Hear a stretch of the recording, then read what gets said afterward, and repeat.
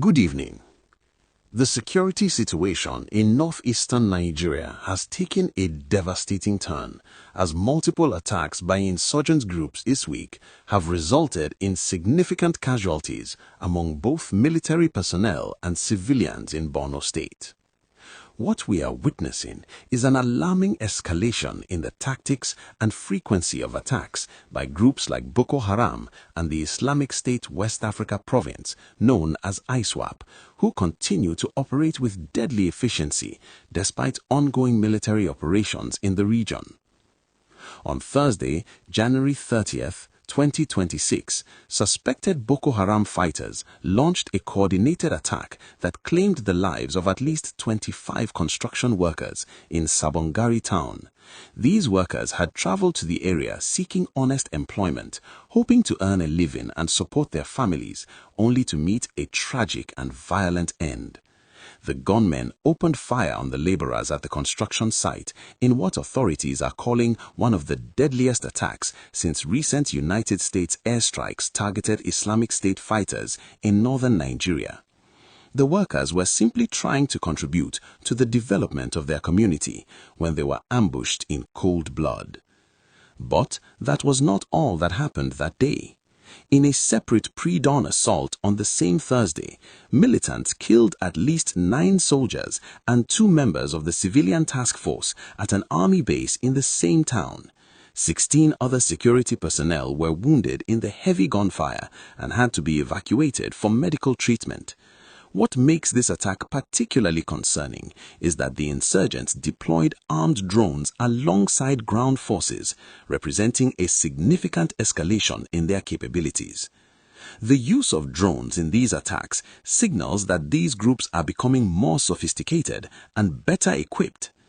Military spokesman Lieutenant Colonel Sani Uba confirmed that the militants from ISWAP struck the Sabongari base before dawn, storming the perimeter and briefly breaching part of the facility.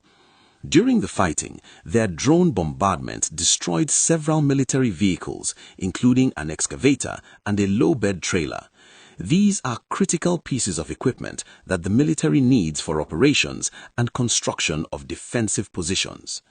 The army eventually regained control after reinforcements arrived and repelled the attack, but the damage had already been done. A senior officer from the Borno State Police Command, speaking on condition of anonymity, described the attack on the construction workers as a devastating loss. He stated that the hallmarks point directly to Boko Haram insurgents who have long resisted developmental projects in these areas. This tells us something important about the mindset of these terrorists. They are not just fighting against the government or the military, they are actively working to prevent any form of progress or development that could improve the lives of ordinary Nigerians in these communities. The human cost of these attacks cannot be overstated. Behind every casualty number is a family that has lost a father, a son, a brother, or a friend. The construction workers who died were simply trying to make an honest living. The soldiers who fell were defending their country and protecting civilians from terror. The members of the civilian task force were volunteers who chose to stand up against extremism despite knowing the risks. If you are finding this information valuable and want to stay updated on important stories like this, please take a moment to like this video and subscribe to the channel.